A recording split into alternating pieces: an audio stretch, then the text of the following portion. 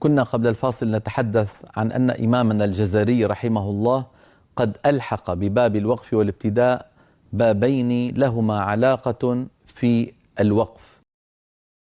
الباب الأول يتعلق بما كتب مفصولا وما كتب موصولا من بعض الكلمات التي يكثر دورها في القرآن الكريم تأتي خلف بعضها.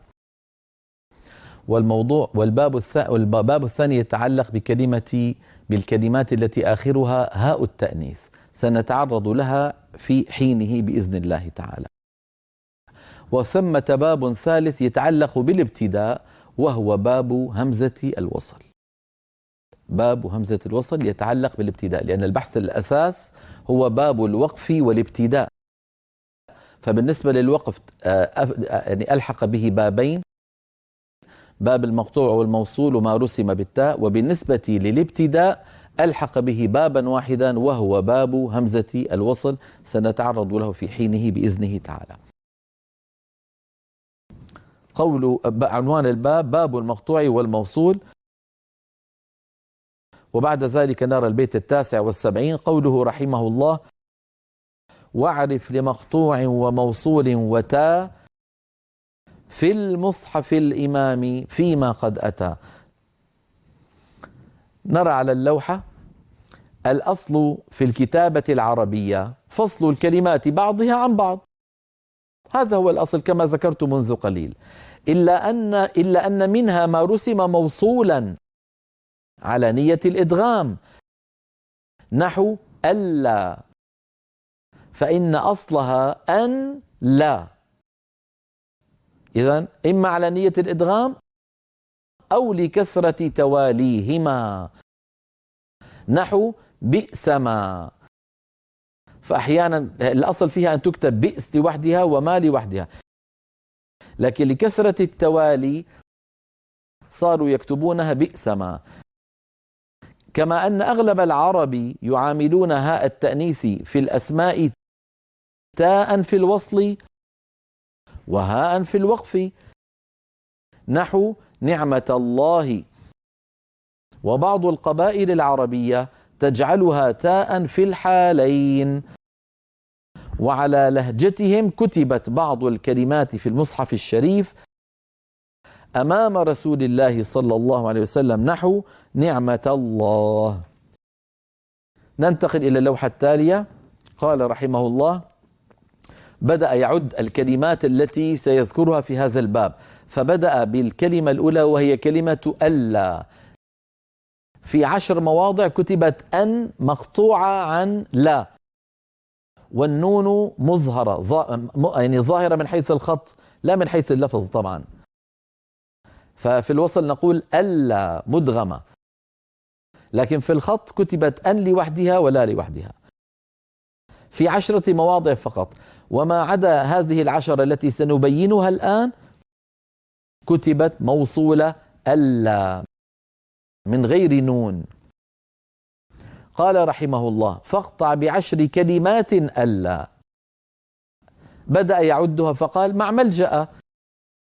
إذن الموضع الأول الذي كتبت فيه أن لا مفصولة هو مع كلمة ملجأ، وذلك كما نرى على الشاشة في سورة التوبة الآية 18 بعد 100، قوله تعالى: وظنوا أن لا ملجأ من الله إلا إليه.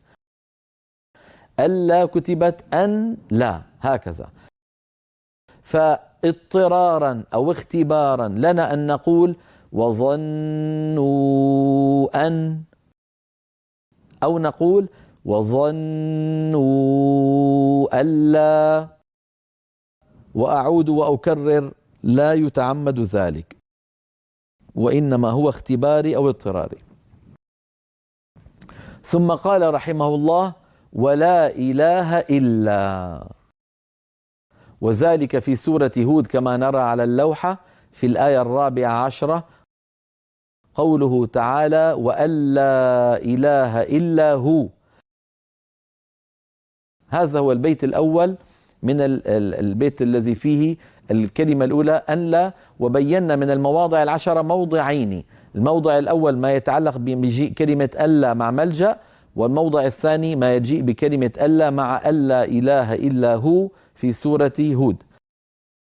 ننتقل إلى البيت 81 و82. قال رحمه الله: وتعبد ياسين. وتعبد ياسين، إذن اقطع ب10 كلمات ألا مع ملجأ ولا إله إلا، يعني لا إله إلا هو كما ذكرنا منذ قليل. وتعبد ياسين. وتعبد ياسين. قوله تعبد ياسين إشارة إلى قوله تعالى: ألم أعهد إليكم يا بني آدم ألا تعبدوا الشيطان. ألم أعهد إليكم يا بني آدم ألا تعبدوا الشيطان، كتبت أن لا مقطوعة، فلنا أن نقف على أن اضطراريا أو اختباريا، ولنا أن نقف على ألا أيضا كذلك. أما التعمد فلا. نعود للبيت ونعود إلى اللوحة. فقال إمامنا رحمه الله: وتعبد ياسين، ثم انتقل إلى الكلمة التي بعدها فقال: ثاني هود. ننتقل إلى اللوحة، نرى الآن ثاني هود. ما معنى ثاني هود أيها الإخوة؟ يعني كما نرى الآية 26 من سورة هود، وهي قوله تعالى على لسان نوح: ألا تعبدوا إلا الله. نرى في السطر الأخير بخلاف الموضع الأول من هود وهو الآية 2: ألا تعبدوا إلا الله، فإنه موصول. ثم ننتقل إلى الكلمة الخامسة أو الموضع الخامس الذي كتبت فيه ألا مقطوعة كما نرى على اللوحة، وهو قوله تعالى: لا يشركن. لا يشركن، وهي في سورة الممتحنة. ففي سورة الممتحنة الآية 12 قوله تعالى: ألا يشركن بالله. ألا كتبت كما نرى مفصولة.